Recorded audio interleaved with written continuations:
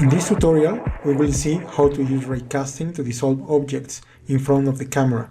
As you can see, this example only works at one level. Raycasting cannot detect more than one object. The idea is to cast a ray from the center of the screen to the character. First, I created a new node with a script. The script contains a class called rayc that extends now 3D. It contains two variables for the camera and the target. Then I declared a collision signal to output the state of the collision with the instance ID. The following is a code template I got from the Godot documentation. The only thing I have changed is the origin of the vector. This is a filter to exclude the character, otherwise raycasting will detect it. What I get in the result variable is a dictionary with all the information of a single element. Then I declare an ID variable, and if the result exists, I emit the collider's ID.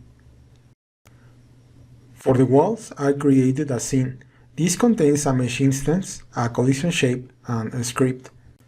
The script extends static body 3D, gets the node ray with a unique identifier from the root, it gets the mesh instance, declares the variable is colliding, and another variable for the opacity. In the ready function, I connect the signal to the collide function. This function takes the ID of the signal as a parameter and compares it with the ID of the object and sets the flag is colliding. In the process function, if the collision exists, I make an interpolation from the opacity value to 0 and otherwise from the opacity value to 1. As you can see, the effect works quite well, but there is a very noticeable problem, especially in this door geometry. As you can see, the parts of the mesh are out of order and suddenly jump forward, creating a horrible effect. This is a common problem with transparency, and we will see some approaches to solving it in the next tutorial.